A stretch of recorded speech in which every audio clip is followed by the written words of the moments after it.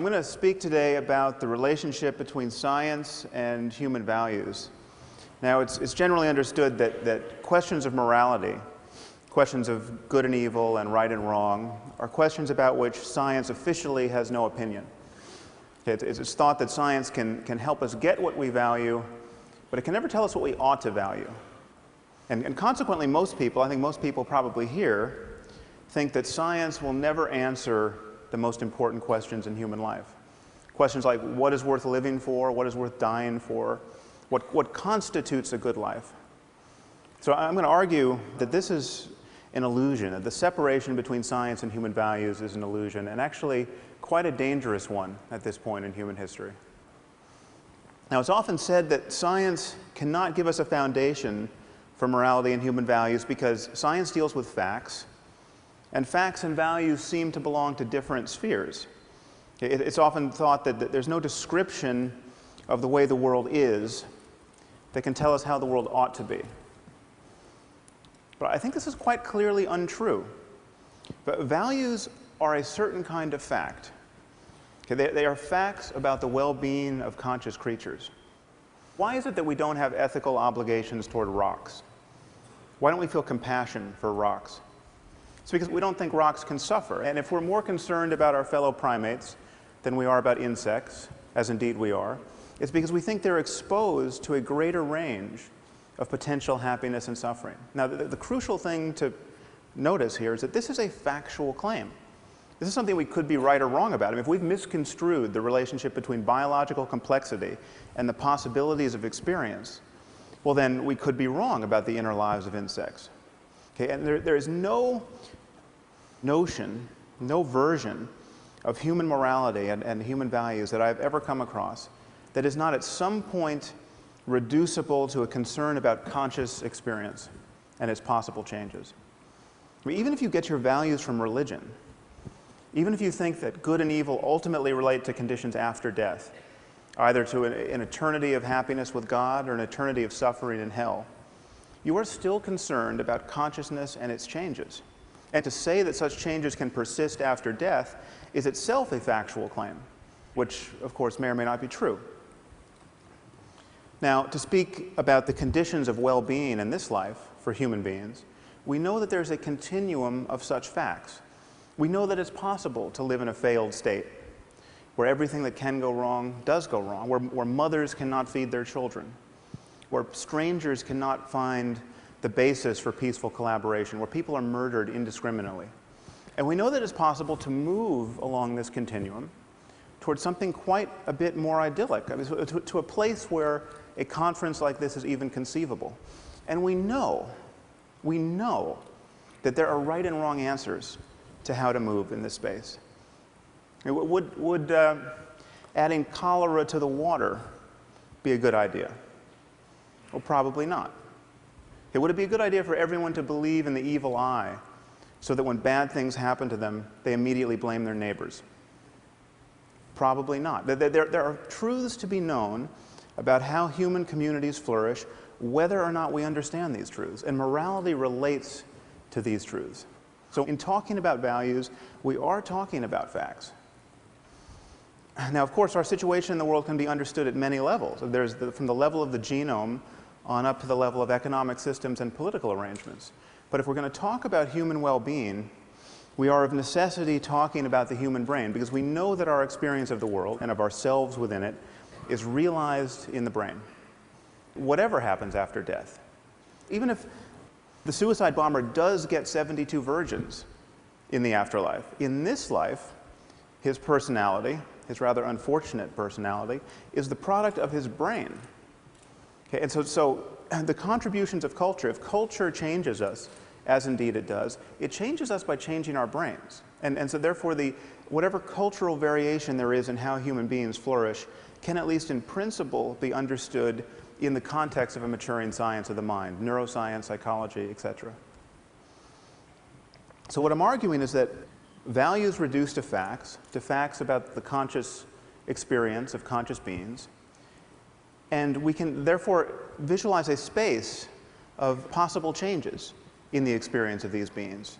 And I think of this as a kind of moral landscape with peaks and valleys that correspond to differences in the well-being of conscious creatures, both personal and collective.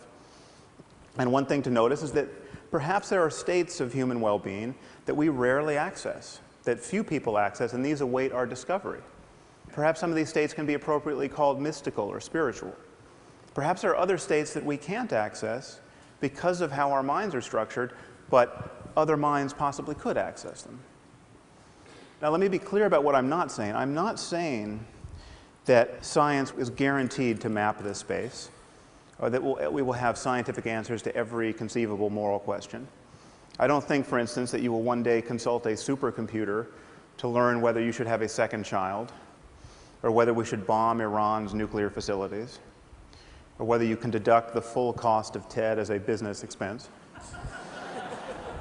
But if questions affect human well-being, then they do have answers, whether or not we can find them. And just admitting this, just admitting that there are right and wrong answers to the question of how humans flourish, will change the way we talk about morality, and will change our expectations of human cooperation in the future. And for instance, there are 21 states in our country where corporal punishment in the classroom is legal, where it is legal for a teacher to beat a child with a wooden board hard, raising large bruises and blisters and even breaking the skin. And hundreds of thousands of children, incidentally, are subjected to this every year.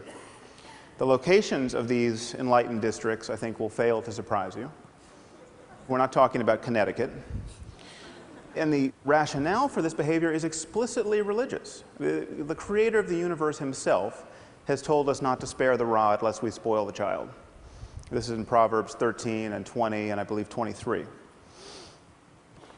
But we can ask the obvious question, okay, is it a good idea, generally speaking, to subject children to pain and violence and public humiliation as a way of encouraging healthy emotional development and good behavior?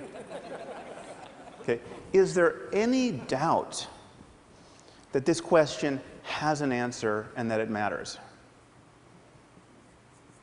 Now, many of you might worry that the notion of well-being is truly undefined and seemingly perpetually open to be reconstrued. And so then how, therefore, can there be an objective notion of well-being? Well, consider by analogy the concept of physical health. I mean, the concept of physical health is undefined, as we just heard from Michael Spector. It has changed over the years. When this statue was carved, the average life expectancy was probably 30. It's now around 80 in the developed world. There may come a time when we meddle with our genomes in such a way that not being able to run a marathon at age 200 will be considered a profound disability. You know, people will send you donations when you're in that condition. Notice that the fact that the concept of health is open, genuinely open for revision, does not make it vacuous. Okay, the distinction between a healthy person and a dead one is about as clear and consequential as any we make in science. Now, another thing to notice is there may be many peaks on the moral landscape. There may be equivalent ways to thrive. Okay, there may be equivalent ways to organize a human society so as to maximize human flourishing. Now, why wouldn't this undermine an objective morality? Well, think of how we talk about food. I would never be tempted to argue to you that there must be one right food to eat. There's clearly a range of materials that constitute healthy food. But there's nevertheless a clear distinction between food and poison. Okay, the fact that there are many right answers to the question, what is food, does not tempt us to say that there are no truths to be known about human nutrition. Now, many people worry that a universal morality would require moral precepts that admit of no exceptions. So for instance, if it's really wrong to lie, it must always be wrong to lie. And if you can find an exception, well, then there's no such thing as moral truth. Now, why would we think this? Consider, by analogy, the game of chess. Now, if you're going to play good chess, a principle like don't lose your queen is very good to follow. Okay, but it clearly admits of exceptions. I mean, there are moments where losing your queen is a brilliant thing to do. There are moments where it's the only good thing you can do. And yet, chess is a domain of perfect objectivity. The fact that there are exceptions here does not does not change that at all. Now, this brings us to the sorts of moves that people are apt to make in the moral sphere. Okay? Consider the great problem of women's bodies. What to do about them? Well, this is one thing you can do about them. You can cover them up. Now, it is the position, generally speaking, of our intellectual community that, while we might not like this, we might think of this as wrong in Boston or Palo Alto. Who are we to say that the proud denizens of an ancient culture are wrong to force their wives and daughters to live in cloth bags? I mean, who are we to say even that they're wrong to beat them with lengths of steel cable or throw battery acid in their faces if they decline the privilege of being smothered in this way? Okay, well, who are we not to say this? Who are we to pretend that we know so little about human well-being that we have to be non-judgmental about a practice like this? I'm not talking about voluntary wearing of a veil. I mean, women should be able to wear whatever they want, as far as I'm concerned. But what does voluntary mean in a community where, when a girl gets raped, her father's first impulse, rather often, is to murder her out of shame? Just let that fact detonate in your brain for a minute. Your daughter gets raped, and what you want to do is kill her.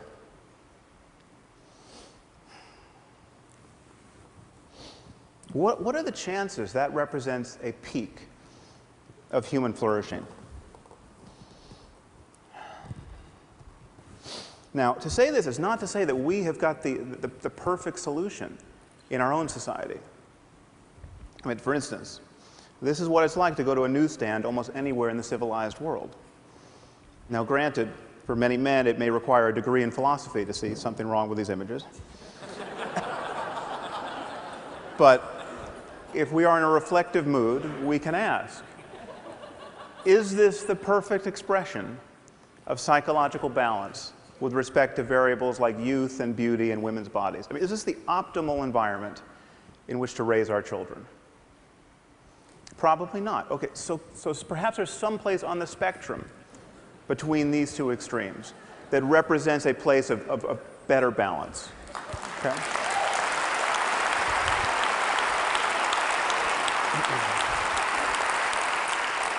But perhaps there are many such places. I mean, again, given other changes in human culture, there may be many peaks on the moral landscape. But the thing to notice is that there'll be many more ways not to be on a peak. Now, the irony, from my perspective, is that the only people who seem to generally agree with me and who think that there are right and wrong answers to moral questions are religious demagogues of one form or another. And of course, they think they have right answers to moral questions because they got these answers from a voice in a whirlwind. Okay, not because they made an intelligent analysis of the causes and condition of human and animal well-being. And in fact, the endurance of religion as a lens through which most people view moral questions has separated most moral talk from real questions of human and animal suffering. This is why we spend our time talking about things like gay marriage and not about genocide or nuclear proliferation or poverty or any other hugely consequential issue. But the demagogues are right about one thing. We need a universal conception of human values. Now, what stands in the way of this? Well, one thing to notice is that we do something different when talking about morality, especially secular, academic, scientist types. When talking about morality, we value differences of opinion in a way that we don't in any other area of our lives. So, for instance, the Dalai Lama gets up every morning meditating on compassion, and he thinks that helping other human beings is an integral component of human happiness. Okay, on the other hand, we have someone like Ted Bundy. Ted Bundy was very fond of abducting and raping and torturing and killing young women.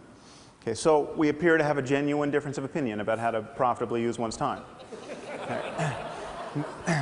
Most Western intellectuals look at this situation and say, well, there's nothing for the Dalai Lama to be really right about, or for Ted Bundy to be really wrong about, that admits of a real argument that potentially falls within the purview of science.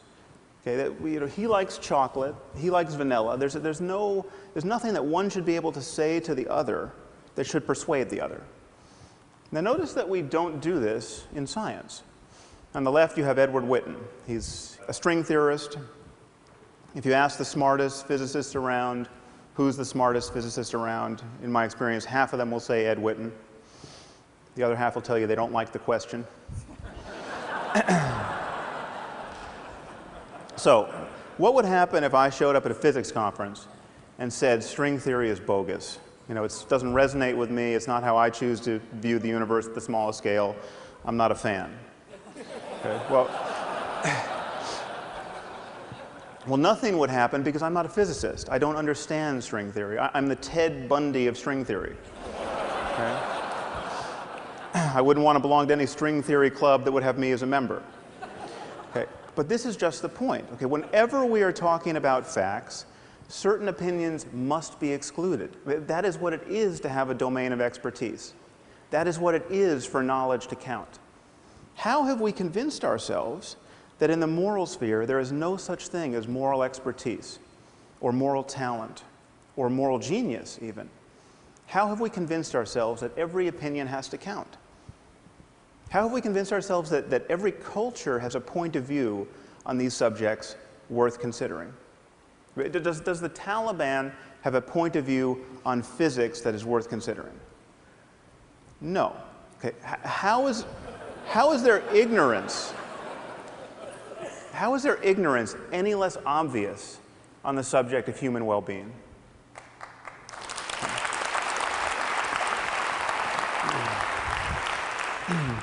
So this, I think, is what the world needs now.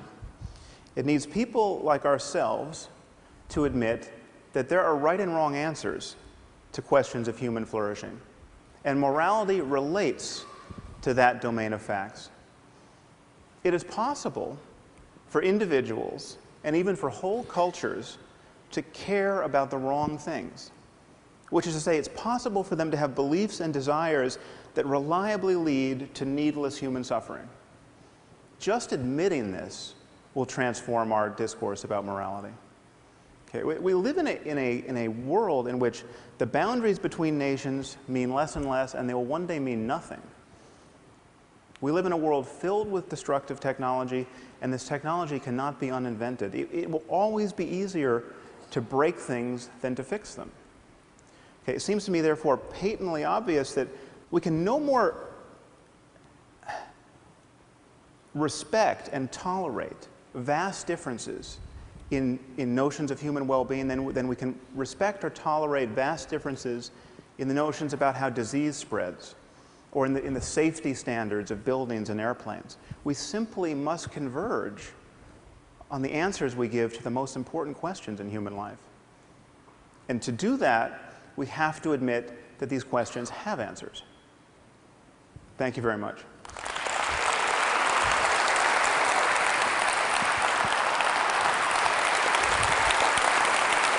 Thank you.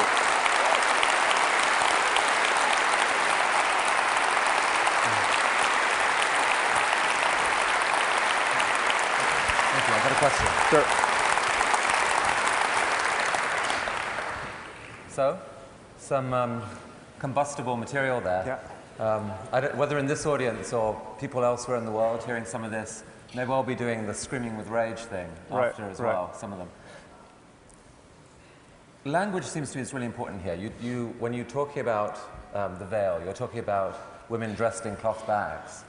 You know, I've lived in the Muslim world, spoken with a lot of Muslim women, and some of them would say something else. They would say, no, you know, this is a celebration of female specialness. It helps build that, and it's an expression, it's a result of the fact that, and this is arguably a sophisticated psychological view, that male lust is not to be trusted. Right. I mean, can you engage in a conversation with that kind of woman without seeing kind of cultural imperialist? Yeah, well, I think this is, I tried to broach this in a sentence watching the clock ticking, but the question is, what is voluntary in a context where men have certain expectations and certain, and you're guaranteed to be treated in a certain way if you don't veil yourself. And so if anyone in this room wanted to wear a veil or a very funny hat or tattoo their faces. Or, I mean, I think we should be free to voluntarily do whatever we want, but we have to be honest about the constraints that these women are placed under. And so I think we shouldn't be so eager to always take their word for it, especially when it's 120 degrees out and you're wearing a full burqa. A lot of people, want to believe in this concept of moral progress, but can you reconcile that? I think I understood you to say that you could reconcile that with a world that doesn't become one-dimensional, where we all have to think the same. Paint your picture of what, rolling the clock 50 years forward, 100 years forward, how you would like to think of the world, balancing moral progress with richness. Well, I think once you admit that we are on path toward understanding our minds at the level of the brain in some important detail, then you have to admit that we are going to understand all of the positive and negative qualities of ourselves in much greater detail. So we're going to understand positive social emotion, like empathy and compassion.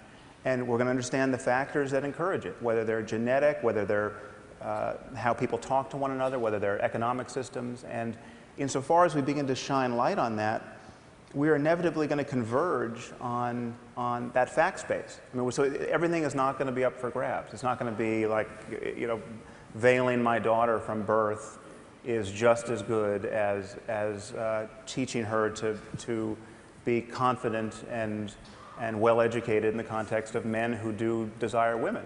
So I mean, I don't think we need an NSF grant to know that compulsory veiling is a bad idea.